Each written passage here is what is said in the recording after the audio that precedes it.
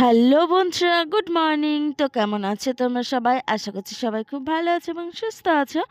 তো আজকের নতুন ব্লগে তোমাদের সকলকে স্বাগত। তো বন্ধুরা দেখো, সকাল সকাল মাছ কাটতে বসে গেছি আমি। তো আজকে আছে কয়েকটা কই মাছ আর হচ্ছে একটা রুই মাছ। তো চলো বন্ধুরা, মাছ কিন্তু কেটে দিয়ে একদম রান্না করতে বসিয়ে দিয়েছি, দেখতেই পাচ্ছ। তো মাছগুলো ভেজে নিচ্ছি। চলো বন্ধুরা, মাছগুলো এখন ভাজা হয়ে গেছে। তারপরে বন্ধুরা দেখো, আমি এখন বেগুন ভেজে নিচ্ছি। আরে দেখো, তোমাদের ভাজা মাছটা একটু দেখিয়েও কি দিলাম যে দেখাও? কি মাছ। তো চলো, এখানে বড় মশাই খেতে মাছ বসে ভাজা গেছে। মাছ ভাজা মাছ ভাজা?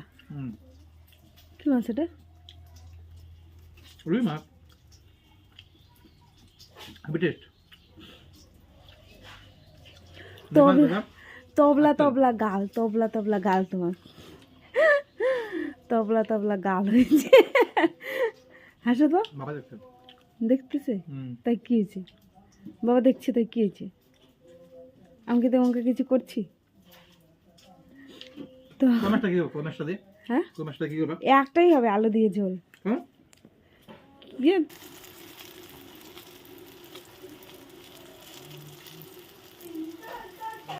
তো দেখো বন্ধুরা, খাওয়া দাওয়ার পর্ব একদমই শেষ হয়ে গেছে। তারপরে এখন আমি করব বন্ধুরা বড়া। তো মানে পাকা কলা দিয়ে বড়া করব। তো তার জন্য দেখো, তেলটা গরম করতে দিয়ে দিয়েছি কড়াইয়ে। আর এখানে দেখো, আটাটাকে মেখে নিয়েছি, মানে আটা আর চালের গুঁড়ো আর চিনি কলা দিয়ে বন্ধুরা মেখে নিয়েছি। আর ততক্ষণে তেলটা গরম হতে দিয়ে দিয়েছি। তো চলো, তেলটা গরম হোক বন্ধুরা, ততক্ষণে দেখো খাওয়া দাওয়া করে দুপুরবেলা বাসন আর ধুইনি। তো ভাবলাম তেলটা গরম হতে হতে বাসনগুলো ধুয়ে নিই। তো চলো, বাসনগুলো মেজে নিচ্ছি। আর এখানে বেসিন থাকলে বন্ধুরা খুব চটপট কাজগুলো হয়ে যায়, তাই তো আমি তাড়াতাড়ি করে বাসনগুলো ধুয়ে নিচ্ছি। তো চলো, বাসনগুলো আমি ধুয়ে নিই আর তোমরা সঙ্গে থাকো।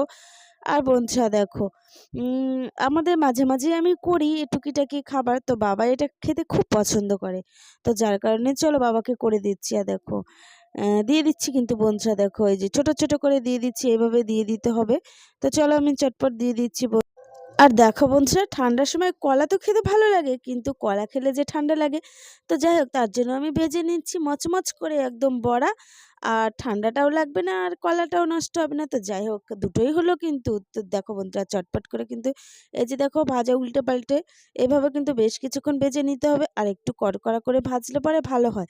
তো বাবা তো আবার কড়কড়া করে খেতে পারে না, তো তার জন্য বাবার জন্য একটু নরম করে ভেজে দেবো প্রথমেই এটা। তারপরে হচ্ছে আমরা যখন খাবো, মানে আমাদের জন্য আবার একটু কড়কড়া করে ভেজে নেব। তো যাই হোক দেখো, যার যেটা ভালো লাগে, বাবার তো দাঁত নেই তাই বাবা এভাবে খায়। তো দেখো, বাবাকে এটা ভেজে আমি দিয়ে আসবো, আরেকবার দিয়ে দিচ্ছি বন্ধুরা।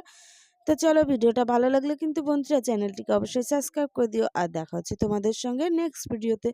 তো চলো, ততক্ষণ তোমরা সবাই ভালো থেকো এবং সুস্থ থেকো।